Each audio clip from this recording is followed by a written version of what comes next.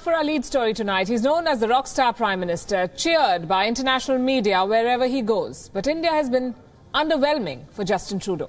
The visit has faced criticism for reasons more than one, the most disturbing being his proximity with Khalistani separatists.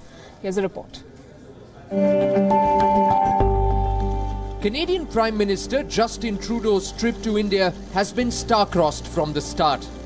His popularity at home is on a steady downward graph.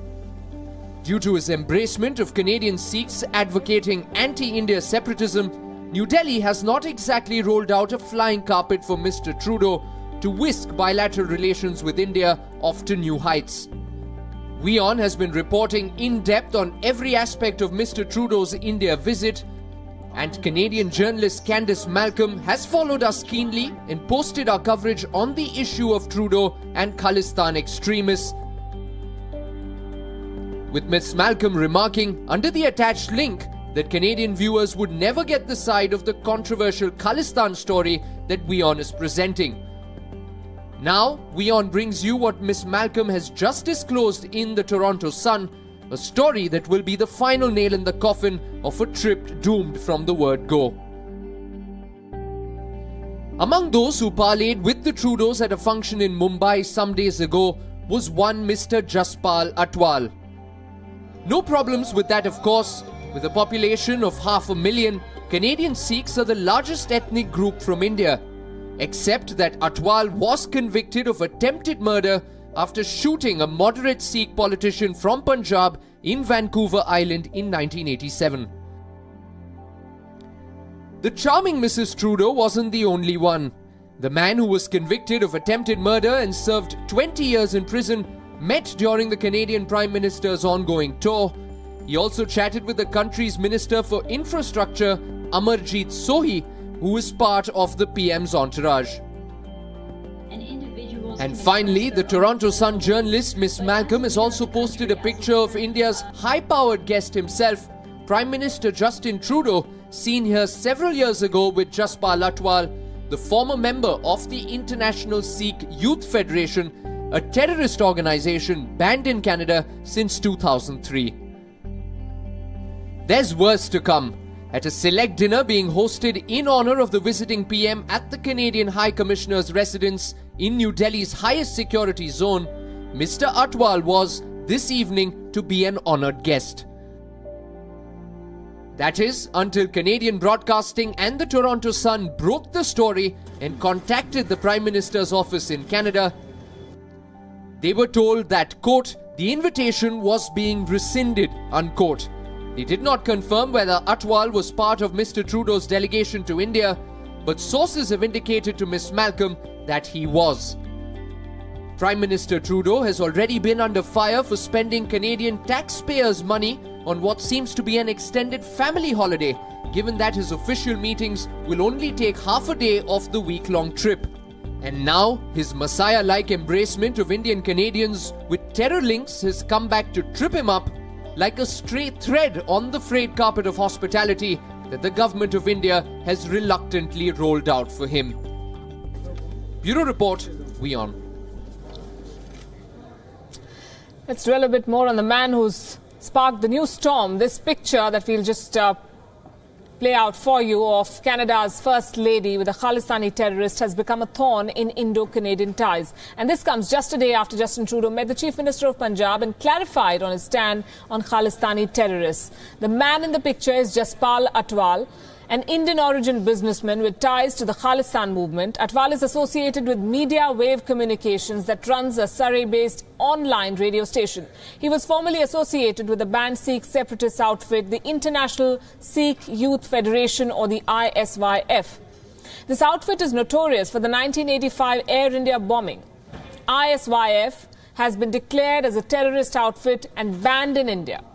Atwal was one of the 4 men convicted for ambushing and shooting Punjab Minister Malkiyat Singh in 1986. Malkiyat Singh Sidhu survived that attack, but he was assassinated 5 years later in the same state.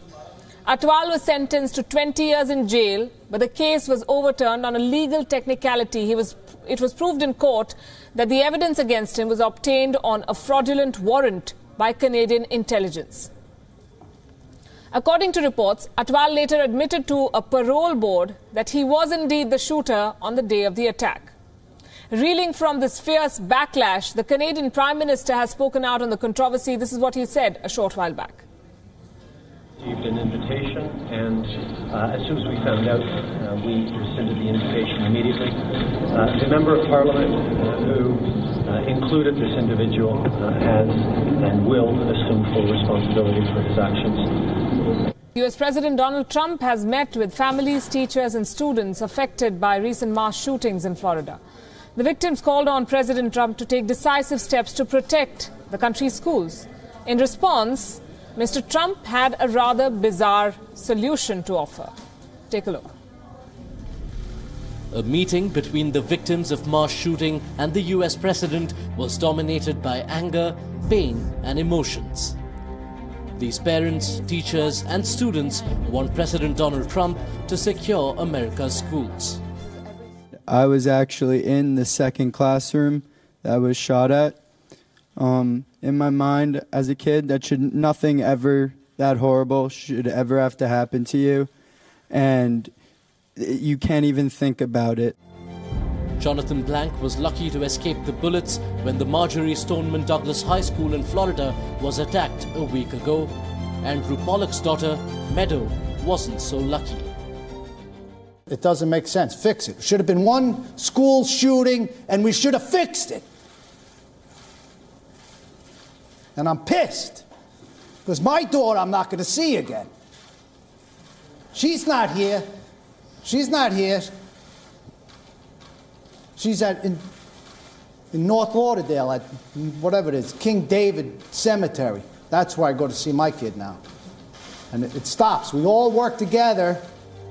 But the American president has a rather bizarre solution to ensure the safety of children at schools. He wants to arm teachers with guns to protect their classrooms. This would only be obviously for people that are very adept at handling a gun.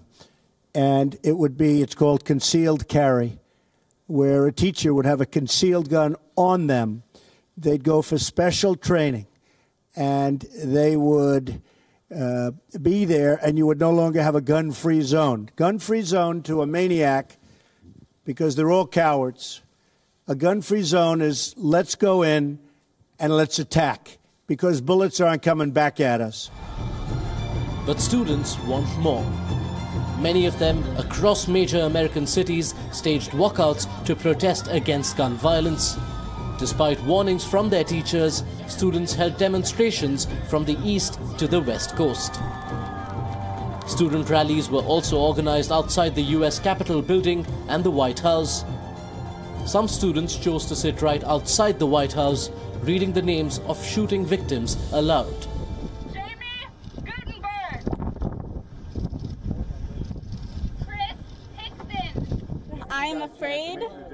I am afraid that I will be the next shooting, and I am afraid that my family will have to hear the news that I didn't make it. And I'm really angry that it's gone on this long. You don't suspect it to happen, and then it happens, and it's just this grave realization that it can happen to any of us, and that's why we're enraged, and that's why we really want action to be done. The Trump administration has been feeling the heat. Just days after the horrific shooting in Florida, the Trump administration said it will take steps to ban gun accessories like bump stocks, which make it easier to fire rounds more quickly. And just a few moments ago, I signed a memorandum directing the Attorney General to propose regulations to ban all devices that turn legal weapons into machine guns. I expect that these critical regulations will be finalized, Jeff, very soon. The key in all of these efforts, as I said in my remarks the day after the shooting, is that we cannot merely take actions that make us feel like we are making a difference. We must actually make a difference. But experts say such measures will not satisfy the demands raised by the victims of mass shootings. The gun culture is deep-rooted in America. US citizens make up less than 5% of the world's population, but they still own roughly 42% of all the world's privately held firearms. Previous efforts to introduce gun control measures have gone nowhere in the US Congress. Bureau Report, WION. The outcry in the fight against American gun laws assumed new proportions when the "shame on you" speech by the young Florida shooting survivor took the internet by storm. Emma Gonzalez, in her poignant address on the 17th of February at the anti-gun rally in Florida, censured all the politicians in America who took donations from the National Rifle Association. The fiery speech targeted President Trump for suggesting that the root cause of these mass shootings was the crisis of mental health, avoiding any mention whatsoever of tightening gun laws. The speech set a new paradigm in the gun control debate, with many calling her a new hero, a new leader in the fight against gun violence. Listen into what she said. To every politician who is taking donations from the NRA, shame on you.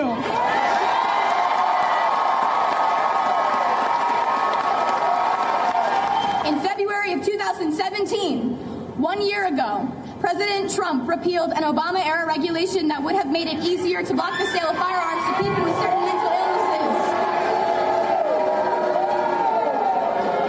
From the interactions that I had with the shooter before the shooting and the information that I currently know about him, I don't really know if he was mentally ill, but I wrote this before I heard what Delaney said. Delaney said that he was diagnosed. I don't need a psychologist, and I don't need to be a psychologist to know that repealing that regulation was a really dumb idea.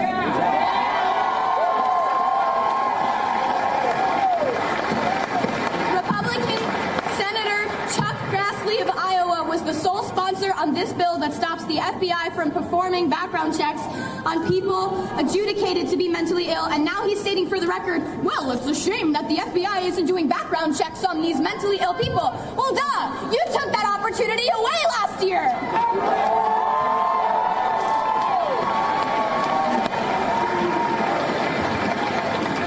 The people in the government who were voted into power are lying to us, and us kids seem to be the only ones who notice and are prepared to call BS. Companies trying to make caricatures of the teenagers nowadays, saying that all we are is self-involved and trend-obsessed, and they hush us into submissions when our message doesn't reach the ears of the nation. We are prepared to call BS. Politicians who sit in their gilded House and Senate seats funded by the NRA telling us nothing could have ever been done to prevent this. We call BS. They say that tougher gun laws do not decrease gun violence. We call BS. They say a good guy with a gun stops a bad guy with a gun.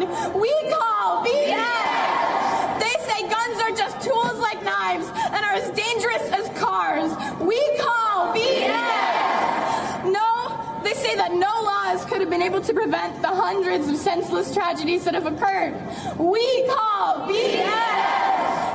Kids don't know what we're talking about, that we're too young to understand how the government works. We call BS. If you agree, register to vote. Contact your local congresspeople. Give them a piece of your mind.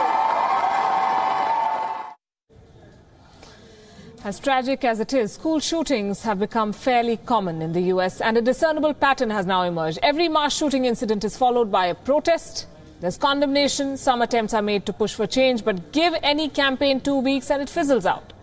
Why is it nearly impossible for the United States of America to pass gun control laws? Let's try to decode the problem with some data. According to the Pew survey, 74% of US gun owners say that the right to own a gun is essential to their freedom. 44% of this population believes that the ease with which people can buy guns in America contributes to the trend of gun violence. The National Rifle Association is the big villain here. The National Rifle Association has effectively used the sentiment to influence decisions over gun control in Washington. It is one of the most influential interest groups in American politics, especially within the Republican Party. Sample this. In 2016, the NRA spent $4 million in direct contributions to politicians and more than $50 million on political advocacy. Out of this, $30 million were allegedly spent towards the election campaign of Donald Trump alone. The US president. But it is not just about the money. The NRA has a reputation in America as a force that can make or break political careers. Try going against them, the NRA will direct its entire organization towards bringing you down. In 2016 again, the Democrats staged a sit-in on the House of the floor of Representatives, of the House of Representatives, after the Republicans decided to not hold a vote on 2 gun control bills.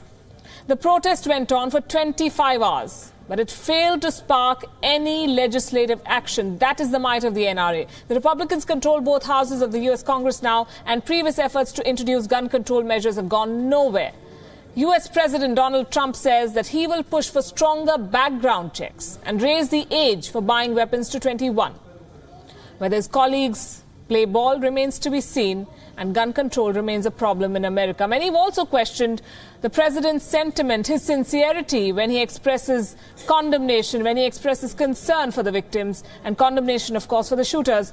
The president used cheat sheets as he spoke to students at a White House listening session over gun control. Pictures taken by the Associated Press reveal that the cheat sheets were somewhat to show Trump how to express care and concern in this situation, as opposed to any facts and figures, or perhaps even new ideas to tighten gun control. Instead, the notes, only partially visible and written in big, seemingly childish handwriting, you can see it there, read, and I'm quoting, "What do you want me to know about your experience? What can we do to help you feel safe? And I hear you, I hear you." Donald Trump needed a cheat sheet to tell young American students that, to tell students that he cares for them. That is the president of America. Food for thought there for many of those who voted for him. It may not be widely known that illegal Indians in the U.S. number around 500,000. But many came to America legally on work visas. In Senator Rand Paul's view, they need to be differentiated from those who came to the U.S. illegally by breaking American laws. Take a look. There's a new deadline looming in America's fractious immigration debate. On March 5th, Congress has to find a resolution to the problem of 1.8 million undocumented immigrants. An earlier attempt failed last week when the Republican-dominated Senate voted against even a debate on 4 separate immigration reform proposals. For the estimated 500,000 illegal Indian immigrants, the future is uncertain. Undocumented Indians, along with Chinese, are the fastest growing Asian immigrant group in the U.S. The irony is many of the Indians have come to the U.S. legally on valid work visas, but they stayed on after their visas expired. Others have been in legal limbo after their marriage to NRIs failed. This is the community Republican Senator Rand Paul from Kentucky referred to during an exclusive phone interview with WION. Here's what he said. In my small community just in Bowling Green, Kentucky, there are many Indian American physicians who are my friends and neighbors, and so I think they add to the community and add to our country. And I think most people, once they're aware of that, are sympathetic to trying to fix it. But all of the newsprint, all of the news media, all of it seems to be directed towards fixing it for people who came here illegally. Senator Paul's argument is that the people demonstrating in Washington, D.C. are those who misused the American system and broke American laws. The U.S. must be fair to those who did not break the law, came to the U.S. legally, are qualified and can contribute to America. President Trump has made it clear he wants to overturn a 50-year-old American tradition called family reunification, which has been central to U.S. immigration law. This has allowed naturalized citizens to bring their spouses and parents. Adult children and siblings are also admitted on green cards. Trump says this is chain migration and wants to limit immigration to only the husband, the wife, and minor children. I think that we need more legal immigration. And what I've worried about in the debate is that it's all been focused mostly on those who broke the law to come here, and that we're not doing anything to fix the system for those who actually took the time to come legally, get visas approved, and that are waiting and waiting and waiting for green cards. That really not enough of the debate has been focused on those who have actually tried to obey the law and use the system correctly. Right now the debate is being dominated by the loudest voices, and the loudest voices are those who are marching on Washington who have come here illegally. And there's not enough voices, and the voices are not loud enough from those who came legally and want to enhance the system by having more merit-based employment visas. So I'm very interested in the issue, want to be helpful with the issue. I'm not opposed to fixing it for some of these DACA kids, but I think at the same time we should give equal consideration to the DACA kids, the dependents of those who came here legally. Bureau Report, WION.